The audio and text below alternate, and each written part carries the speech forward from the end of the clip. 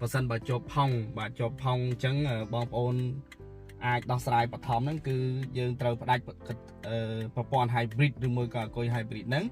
ដើម្បីឲ្យវារើតែម៉ាស៊ីនបើពេលដែលវារើតែម៉ាស៊ីនហ្នឹងគឺវាអាចនឹងដោះស្រាយបាន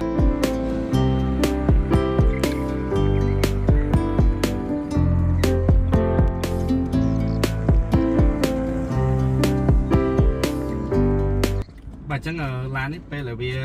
រត់អញ្ចឹងគឺវាជាប់អាគុយបាទពេលជាប់អាគុយវាអាគុយវានៅពេញហើយតែពេលដែលយើងជាប់ផុងយើងត្រូវការរើទៅមុខយើងសាកជាមួយខ្ញុំសាកដាក់អក្សរ D បាទអក្សរ D ដើម្បីរើទៅមុខបាទនេះគឺរើហើយបាទអត់រួចទេបាទអត់រួចទេអត់ទៅមុខទេបាទអត់ទៅមុខទេអញ្ចឹងយើងចង់ឲ្យវាឡើងអក្សរ B ទៀតតើអក្សរ B តើវាអាចទៅរួចអត់អញ្ចឹងណាបាទអក្សរ B ក៏យ៉ាប់ដែរអត់រួចទេ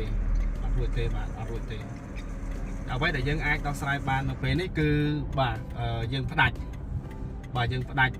អាគុយដើម្បីឲ្យម៉ាស៊ីនវាប្រឹងបាទម៉ាស៊ីនវាប្រឹងវាអាចមានកម្លាំងអញ្ចឹងយើងអាចរួចផុតពីភពបានអញ្ចឹងខ្ញុំនឹងបង្ហាញពីវីដេអូដែលយើងផ្ដាច់អាគុយ hybrid ដើម្បីឲ្យវាឆេះតាមម៉ាស៊ីនព្រោះ04ដល់09បាទអញ្ចឹងដំណាក់កាលទី1គឺបងប្អូនត្រូវចុច power 2 ដងប៉ុន្តែបងប្អូនកុំជន់ហ្វ្រាំងបាទចុច1ចុច2ដងបាទកុំជន់ហ្វ្រាំងបាទបើជន់ហ្វ្រាំងឡានឆេះបាទកុំជន់ហ្វ្រាំងចុច2ដងហើយតទៀតបងប្អូនជន់ហ្គា2ដង1 2ពេលបងប្អូនជន់ហ្គា2ដងហើយបងប្អូនជន់ហ្វ្រាំងដាក់ N នេះបាទផ្ទះវាឆ្វេងចូល N ដែរតទៅចូល N ហើយបងប្អូនជន់ហ្គា2ដងទៀត1 2បាទបន្ទាប់ពីជន់ហ្គា2ដងបន្ទាប់ពី N ហ្នឹងហើយជន់ហ្គា2ដងបន្ទាប់ពី N ហ្នឹងហើយចឹងបងប្អូនចុចពេលមួយទៀតបាទពេលបងប្អូនចុចពេលហើយបងប្អូនជន់ហ្គា2ដងទៀត1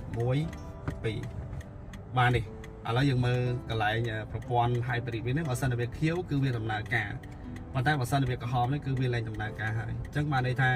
ឡាននេះគឺផ្ដាច់ប្រព័ន្ធ hybrid បានជោគជ័យអញ្ចឹងយើងអាចបញ្ឆេះតែម៉ាស៊ីនបាទយើងអាចបញ្ឆេះតែម៉ាស៊ីនអញ្ចឹងយើងអាចជន់ប្រាំងហើយយើងចុច power មកគឺឡានឆេះហើយឆេះពេលហ្នឹងគឺឡានលែងប្រើអាគុយហើយគឺបានន័យថាឡានហ្នឹងគឺប្រើតែម៉ាស៊ីនហើយពេលដែលយើងចង់ឆ្លងពីកន្លែងដែលយើងជាប់ផុងនេះទៅបាទពេលដែលកន្លែងវាជាប់កង់នេះទៅអញ្ចឹងបងប្អូនអាចប្រើតែម៉ាស៊ីនហ្នឹងវាអាចផាយរួចហើយអញ្ចឹងបងប្អូនចាំមើលថាតើខ្ញុំសាកល្បងទៅវារត់រួចអត់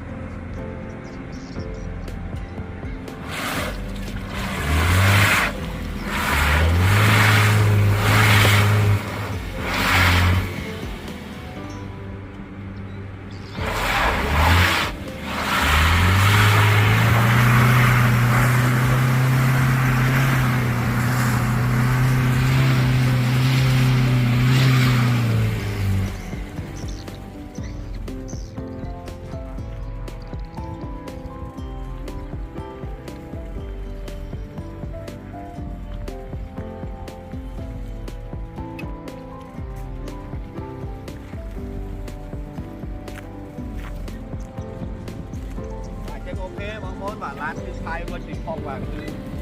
រៀនពិបាកខ្លាំងដែរប៉ុន្តែដោយសារតែយើងប្រើកម្លាំងទឹកបោះ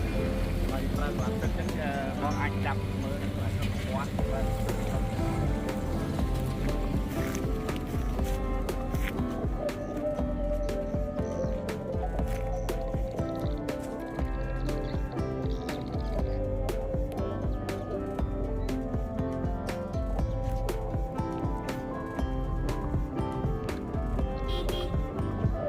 នេះគឺរថយន្តដែលខ្ញុំផាយមិញនេះគឺវានៅក្នុងកម្លាំងម៉ាស៊ីនសុទ្ធតែយើងអាចផាយរួចបើសិនជាបងប្អូនប្រើតែវិធី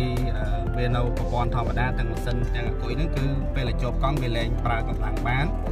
បាទកង់អត់វិលវាលែងប្រើកម្លាំងបានអញ្ចឹងវាអត់រួចទេពេលដែលយើងផ្ដាច់អគុយហើយចូលទៅម៉ាស៊ីនគឺម៉ាស៊ីនផាយទាំងស្រុងហ្មងគឺអាចរួចប៉ុន្តែអាហ្នឹងគឺករណីធម្មតាល្មមដែរទេបើសិនជាករណីខ្លាំងហ្មងគឺมันអាចរួចទេបងប្អូនបាទឥឡូវគឺយើងត្រូវការ reset វាមកវិញកុំឲ្យវានៅផ្ដាច់ប្រព័ន្ធអគុយអញ្ចឹងយើងធ្វើវាឲ្យ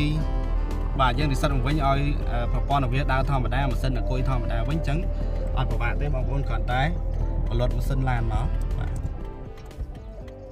បាទពេលបងប្អូនបលត់ម៉ាស៊ីនឡានហើយបាទបងប្អូនចុចវាប្រឆេះវិញធម្មតាមកសុំទោសបាទផ្លេចចន់ហ្គាបងប្អូនបាទឥឡូវឆេះហើយអញ្ចឹងនេះប្រព័ន្ធ hybrid បាទប្រព័ន្ធ hybrid ដែលខ្ញុំផ្ដាច់មិញណាវាពណ៌ក្រហមឥឡូវវាទៅជាពណ៌ខៀវវិញហើយអញ្ចឹងបានន័យថាឡាននេះគឺដំណើរការធម្មតាវិញដំណើរការធម្មតាទាំងម៉ាស៊ីន